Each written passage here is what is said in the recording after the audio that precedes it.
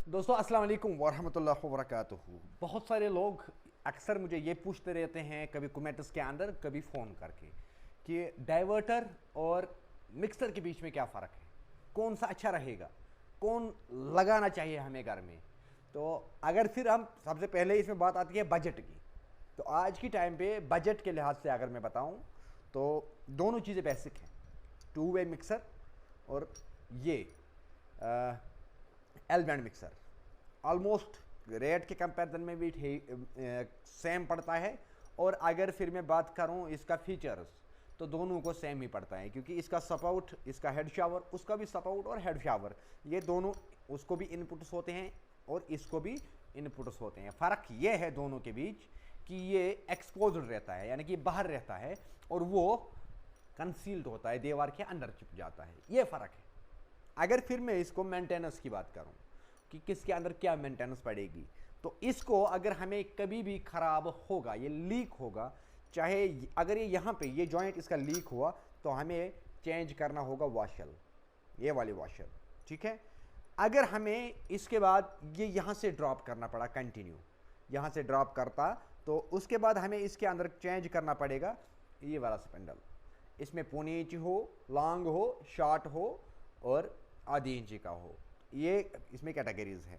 अगर फिर इसका कॉटरेज हमें ये शावर काम नहीं करेगा, या ये सप आउट और हेड शावर के बीच का काम वो ये करता है, यहाँ पे जो हम उड़ाते हैं, ये जो आवाज़ आप लोगों को सुनते होंगे थोड़ा सा, तो इसका काम अगर ये फेल हुआ, हमें शावर चलाना है तो हमें शावर चला ही नहीं, सप आउट ही चला, तो उसके लिए इसके लिए ये कार्ट्रिज इसका अलग से आती हैं इस मिक्सर के बीच में। आजकल आज लेटेस्ट जो है, पहले इसके अंदर सेम ऐसे ही स्पिंडल आया करता था, उसको बाहर से एक्सपोज्ड एक वॉशर लगती थी, तो उसको टर्न करने के हिसाब से वो उससे काम चलता था।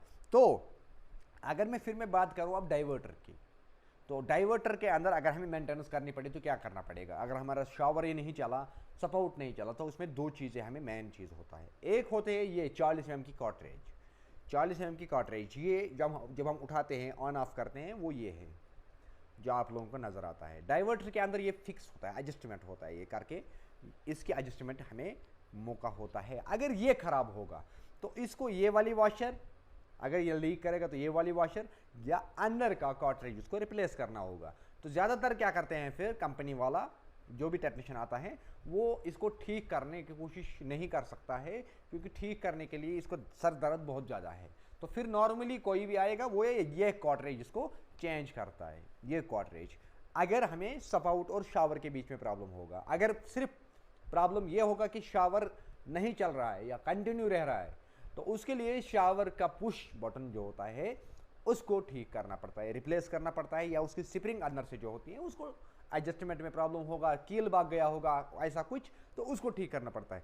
ये इन दोनों के बीच में डिफरेंस है। लेकिन ऑल ओवर अगर मैं मेंटेनेंस की बात करूं, खर्चे के लिहाज से अगर मैं बात करूं, तो इसको अगर हमें सिर्फ 0.5 अगर हमें नुकसान होगा, इसका सिर्फ 5% नुकसान होगा इसको, तो हमें ये कॉटरेज लगभग चेंज करना होगा। अगर उसी मुकाबले में इसको हमें चेंज करना होगा, इसके स्पिंडल फेल हो गया है मानो, तो स्पिंडल को हम आराम से इसकी पार्ट्स तक हम चेंज कर सकते हैं, आहिस्ता एक एक करके।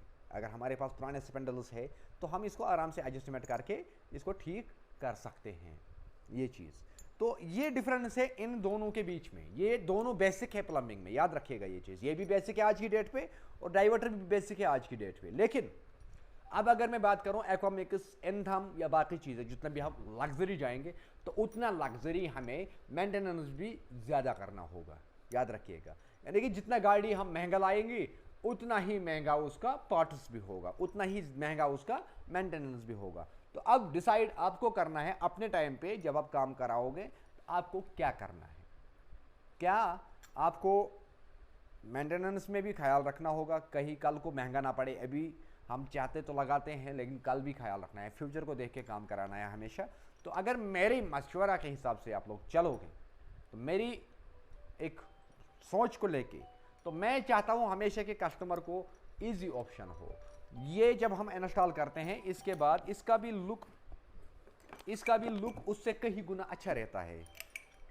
ये जो अगर हम देखेंगे इसको ऐसे इस हिसाब से जब हम इंस्टॉल करेंगे तो